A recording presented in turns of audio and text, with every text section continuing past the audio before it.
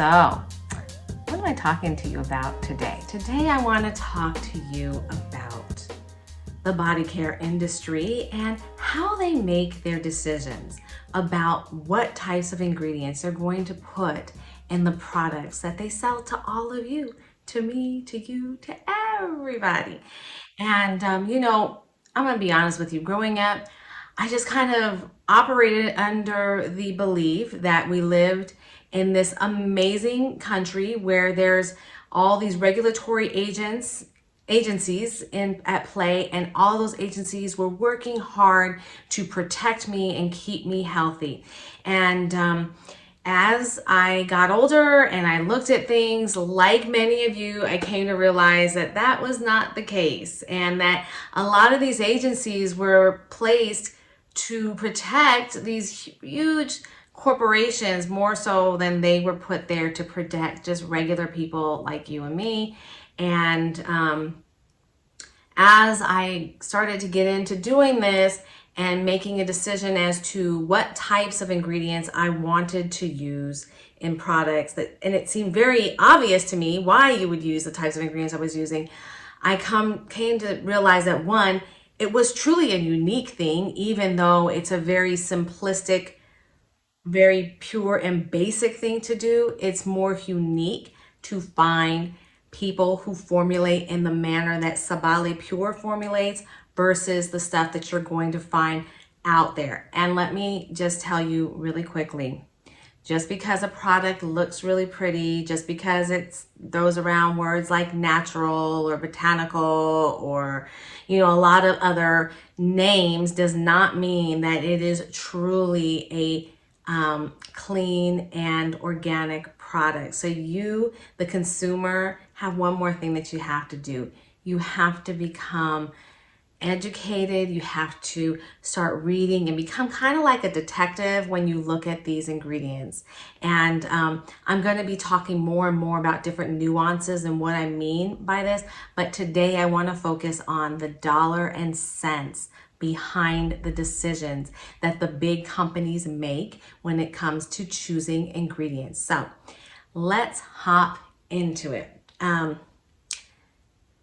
believe that anything that you put on your skin, which is your biggest organ, you have a right to know what it is. I believe that you want to put things with as minimal chemicals as possible. I believe that synthetics are not something that our body should be absorbing on a regular basis. Why? Because I believe that many of the health issues that we see, from cancers and various dementia, things that affect our mind, to the autoimmune industry, which here in the United States represents more than $25 billion a year. And what that means is that there are a lot of people getting sick with things that they really cannot identify. And so they lump this all into the autoimmune industry. They're getting sick, they're experiencing illnesses, discomforts, all sorts of things, but nobody can quite say what they are. And the reality is, as far as I am concerned, and many people are tending to agree, is that these things are caused by the use of toxins and chemicals in our environment. I feel like my generation, I was born in 1973. I feel we're one of the last groups of people to get through our early days without being bombarded with toxins, because it was later in the 70s that you began to really start to have the rise of the TV dinner and a lot of other things that were just chock full of preservatives in our grocery stores, and then the rest of the stuff just all followed. And then you start getting into all the things we use to clean our house, things we use to paint our house, toxins all over the place. So I will say, I think we were one of the last generations to get through with a relatively low amount of toxins. At this point in time, all kids that are being born too much beyond 1980, let's say, they are being bombarded with toxins every single day of their lives. So it is even more so important that as they begin making decisions about what they're putting on their body, that they think about the fact that our skin is our largest organ. We absorb things through our skin within 26 seconds. Once it's absorbed into our skin and into our bloodstream in that 26 seconds, it begins to make its way through our entire body. The response can be small. The response can be immediate and very scary. And I hate to say it, but the reality is we actually want it to be like that instantaneous, like I get red, I get a rash, I do these different things, because that tells us, wait a minute, something's wrong with something that we have. And so we don't put it on our skin. The problem is that so many of these chemicals that are in our daily products that are being sold to us across the board by so many different large companies, the response is not quite that. For most of us, it's just something small and benign. We don't even realize it. We more than likely will never even connect the dots to the fact that something we are experiencing in our life has actually been caused by the product that we put on our skin. And that's where it's really scary, because, for instance, as we think about deodorant, and I make my holistic trace, my earth deodorant, my earth trace mineral deodorant here. When we think about deodorant, and the reason why it's become so forefront on everybody's mind is due to breast cancer. But breast cancer did not start from the use of deodorants overnight. It was years and years and years of applying this product to your body, and then your body's functions being disrupted long enough to where it caused the mutation of cells. And that is not an overnight process, but it is no less a very serious illness. And I would argue you'd rather something that welts you up or gets you itchy and makes you stop and say, oh my gosh, I need to stop doing this, versus something that's just going to slowly be feeding your body and causing you to get ill.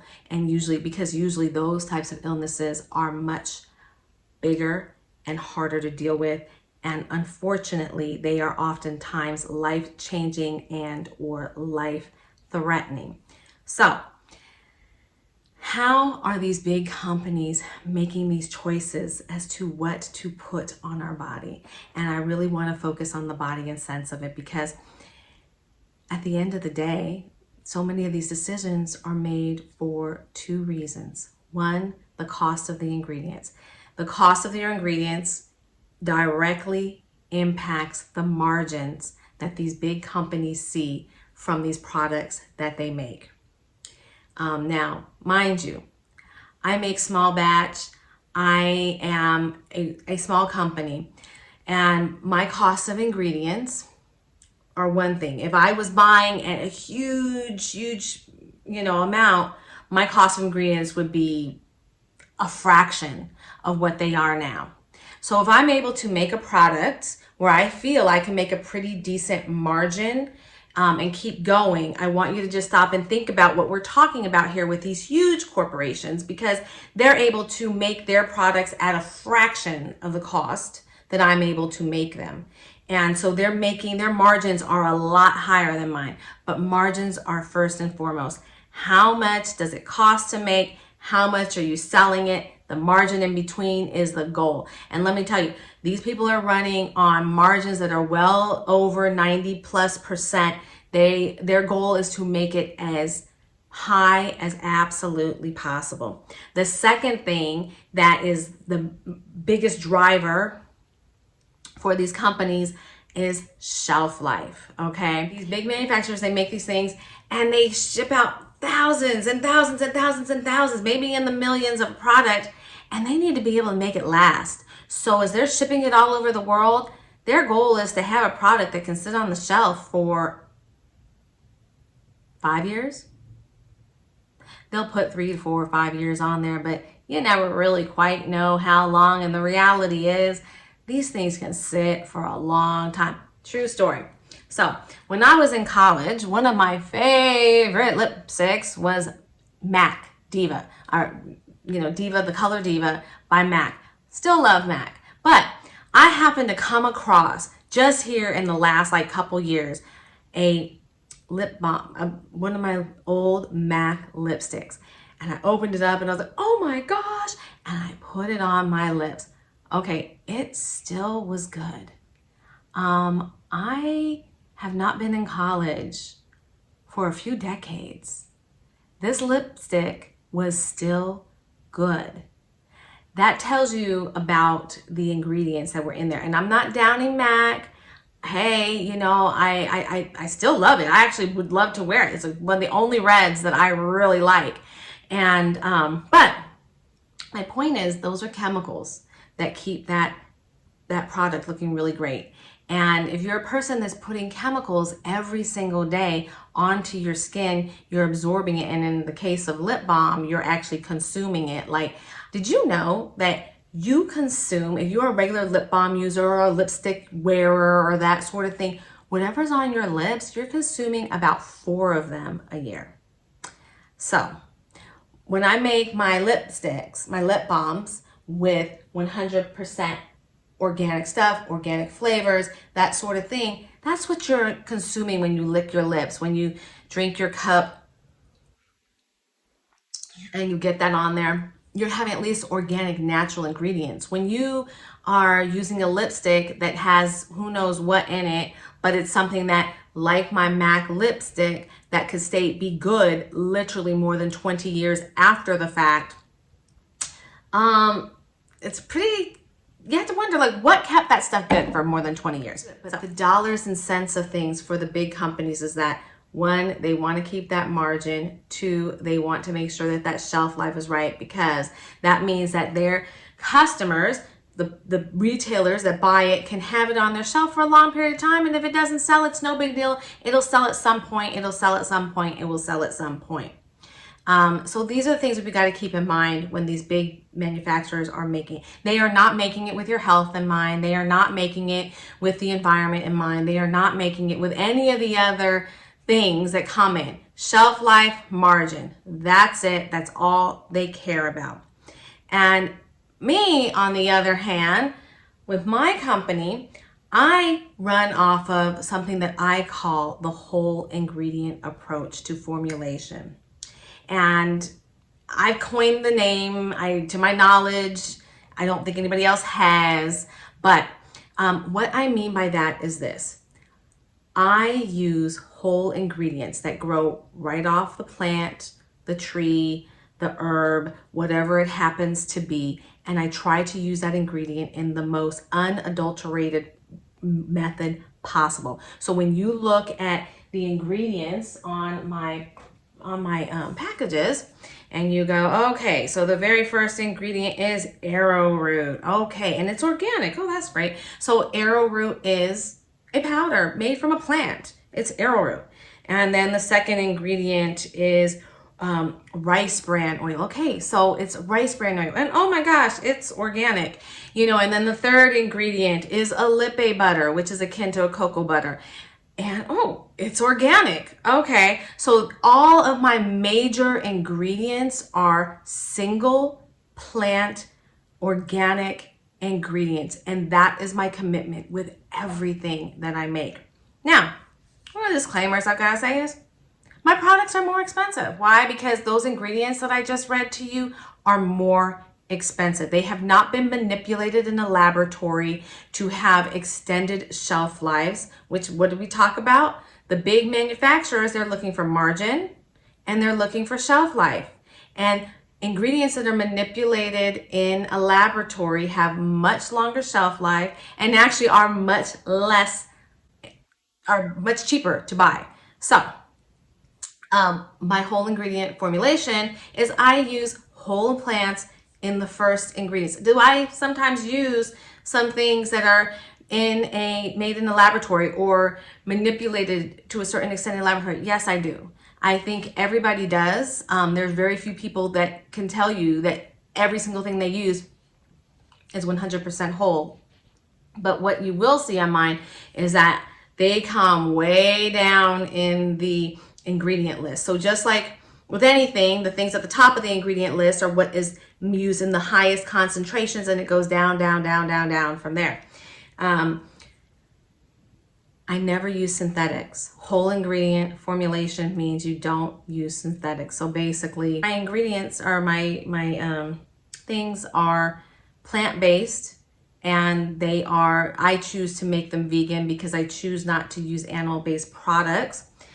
So the point is that as these manufacturers who are trying to really protect their margin, their market share, and their shelf life, they're finding ways to rename ingredients. So just when you think you know exactly what something is, they're going and they're changing up the name a bit to make it more difficult for you to know what you're using. And so you will find, in addition to them making these choices to keep their dollars, their costs down, they're also making decisions to mislead you to a certain extent, because they've got to keep their costs down, but they also have to keep you coming. So if you start to get hip to a particular product or ingredient being unhealthy, they will find ways to lobby these organizations that initially I thought were in place to keep me healthy. They will find ways to lobby them, change the name. That way they can still be giving you an unhealthy ingredient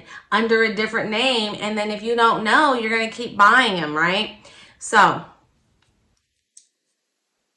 whole ingredient formulation means that I am committed to being plant-based, committed to not using synthetics, committed to organic ingredients, and really making a product that is much more aligned with nature than anything else that you're going to find on the market.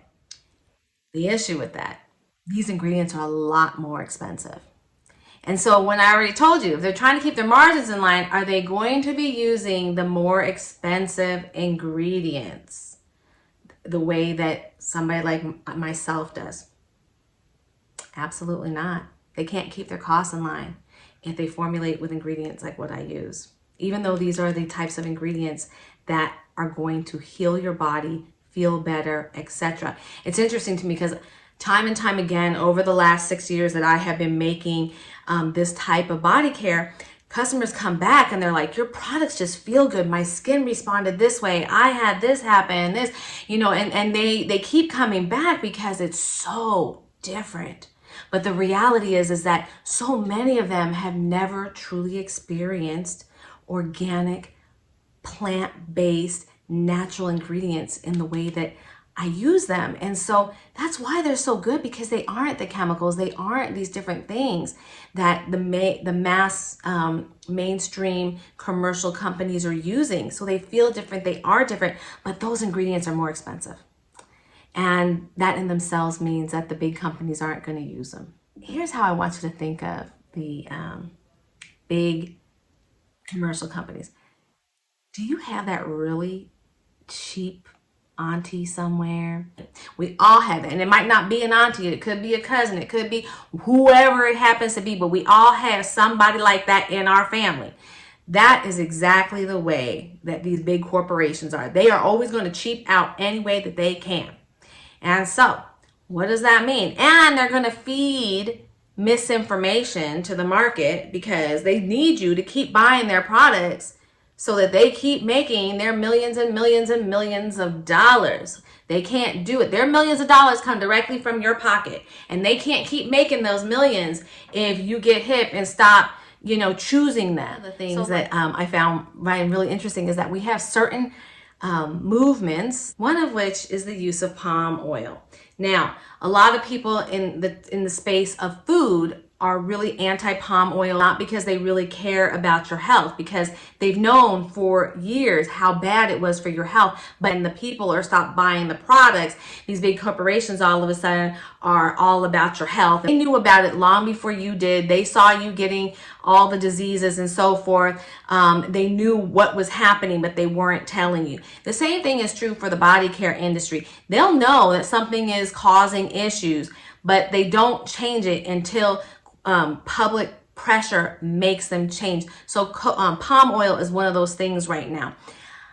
It's not as big in the body care industry. I have made the choice to not use palm oil in anything that Sabale Pure creates. I don't use palm oil because I believe that if an ingredient is so bad for you, if you consume it, when you put it on your skin and it is being absorbed into the same body, I don't conceptually understand how those really bad things can be completely lost simply because you're putting it on your skin. It's still getting into your body. So I'm against it for that reason. That's not scientific. That is Alana's intuitive feeling on it. But in terms of what I can definitely point to in the world, palm oil is coming from parts of the world that tend to be made up of very poor people, very vulnerable people. And so they're going in and they're bulldozing down rainforests. I have a real problem with that. I believe that we want to maintain biodiversity. We want to maintain the plant and animal life that are in these places. We're seeing different animals and species of things that once they're gone, they're gone. They don't come back. And so I really don't believe in changing the environment that much for things that aren't really necessary. So like, for example, I started using a lippe butter in all of my products because a lippe butter means that these poor areas can keep an indigenous tree, cultivate that, make money off of that, and therefore it keeps the rainforest intact and they're not bulldozing it down to make palm oil. So part of my thing is I won't put palm oil in my products because I don't want to support bulldozing down and destroying the environment for an oil that makes people sick. And I wouldn't really support it if it didn't make people sick and there were alternatives to it. Palm oil is in so many different things and it takes so many different forms.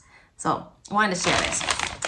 This is a big old gallon of product or ingredient that I bought to formulate with. I bought this before I really began reformulating my products, thinking that I would use it. And this is, let me just tell you what it is, okay? So this is caprylic capric triglyceride.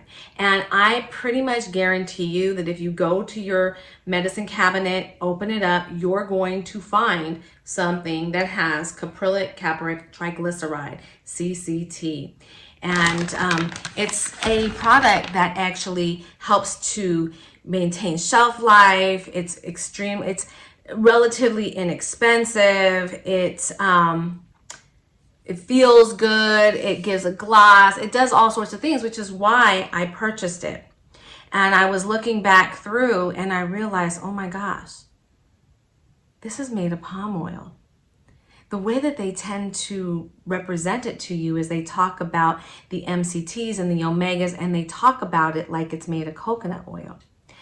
There are some caprylic triglycerides that are made from coconut oil, but the vast majority are made from palm oil. Why is this? Think about your cheap auntie, okay? So why is it made from that? Because coconut oil is 5 times more expensive than palm oil, okay? So if I got this same exact thing made palm oil, I can get 5 of these for the price that I can get 1 of these made of coconut oil. So now, your cheap auntie, or whomever it is that's cheap in your family, what are they doing? Are they going to the store and getting the 5 for 1 deal, or are they going and getting the 1? They're getting the 5 for 1 deal. And that's the same thing that these big corporations are doing. They're getting the 5 for 1 deal. And as I tell people, don't ever think that the cheap auntie is using the more expensive ingredients with you, because if they do, they're going to definitely be telling you. And from a market and from a business perspective, that is a marketing thing. And it was interesting because I was reading through ingredients. Like, that's what I spend my day doing. I pick up products and I just start reading ingredients and figuring out like what's in there. Sometimes it gives me inspiration for things I want to use. Sometimes it solidifies why I don't use certain things. But I was reading through some ingredients of a high-end body care company that I actually really respect. And I saw that they were using something that at first I was like, what? And then right next to it, it designated that the version of what they were using was of the higher grade ingredient. And I can't remember right now exactly which ingredient I'm talking about, but they definitely let me know, because they know that most of the people that are going to be looking at their products are a bit more astute. And so they know, and they're going to be looking at it. And they also want those people to know, like, listen, we pay more for this ingredient because you're worth it.